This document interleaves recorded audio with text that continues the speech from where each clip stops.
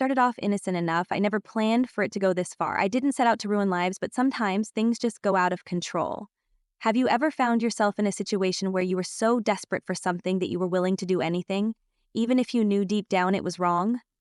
That's exactly where I was. I'm Annabelle, and my cousin Emma has always been the picture of perfection. You know the type. Beautiful, charismatic, everything falls into place for her. Growing up, I always felt like I was in her shadow. I'm not ugly or anything, but I wasn't the one everyone noticed. It was always Emma. And of course, that included the attention of guys. But it was one guy in particular that I couldn't seem to shake from my mind. His name was James. Tall, dark hair, those blue eyes that could make any woman forget her name. He was charming, smooth. I had seen him around at family gatherings before, but when he and Emma started dating, that's when things got complicated. I wanted him. But I wasn't the kind of girl who would just steal someone's boyfriend. Not at first, anyway. But then one night, it happened. But that kiss, it wasn't enough. I couldn't stop thinking about it.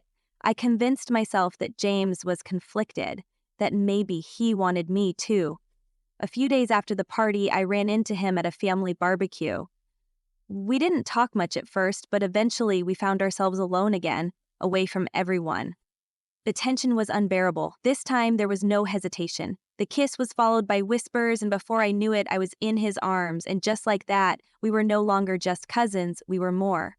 We were betraying Emma, his girlfriend, my cousin, my best friend. I hated myself for it, but at the same time, I couldn't stop. It felt too good. He was everything I'd been craving. We made love in the quiet of the back room, the door closed, the world outside unaware. The guilt didn't hit me until after. I don't know why I thought it would make me feel better, having him in that way, in my arms, but all I felt was empty. Confused. It wasn't just about the physical act. I realized I was playing a dangerous game. I didn't want to just be the other woman. I wanted to be the only woman. The more I thought about it, the more I wanted him to choose me, and I knew, deep down, the only way to make that happen would be by tying him to me.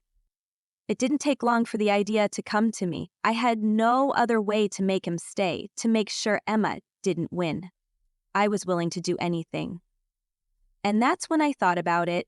What if I could make him have to stay with me? What if I made him feel responsible? I didn't have to actually sleep with him again to do this. I could fake it. I knew how. I took a pregnancy test.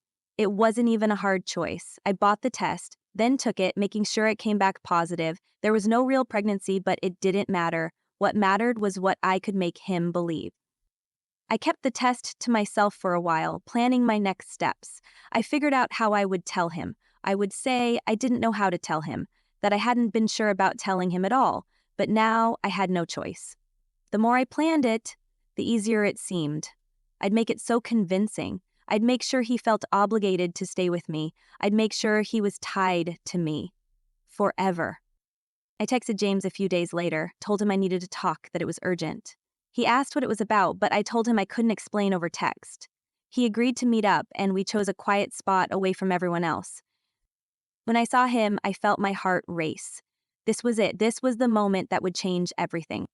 "I'm pregnant," I said, my voice shaky. I had practiced this over and over, but hearing myself say the words made it feel all the more real. He looked at me, his eyes wide with surprise. "Wait, what?" "I'm pregnant, James," I repeated. "I didn't know how to tell you. I was scared. I didn't know if you'd believe me, but now I need you." I let the silence hang in the air, letting the weight of my words sink in. I watched his face change from confusion to something else, something I didn't expect. I don't know what to say," he stammered.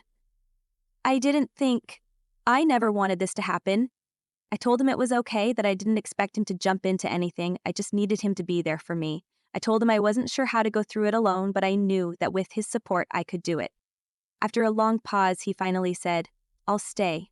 I'll help you. You're not going through this alone." It didn't take long for things to go sideways.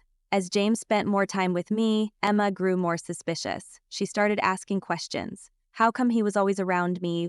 Why was he making all these plans for the baby? She caught him slipping, I think. Just a little too many details, too many promises to me. And she wasn't stupid. She saw what was going on. And then, one night, she confronted him. "I know," she said, standing in front of him, her voice trembling. "I know what you did, James, with Annabelle." There was no more hiding it. The lie had become too big to contain. James looked at me, his face pale, guilty. Emma was devastated. She felt completely betrayed by the one person she thought she could trust. But he did, and I wasn't done. I wasn't going to let Emma win, and as I looked at the wreckage I'd caused, I couldn't bring myself to regret it. Not yet. Months have passed now. Emma and James are no longer together. I thought this was the victory I wanted. I thought it was the way to make him choose me. But now, with everything settled, I'm left with the emptiness of what I did. It's funny, isn't it, how we think we know what we want, but when we finally get it, we realize we were wrong. I lost Emma. I lost James. And I don't know if I'll ever get back what I thought I had.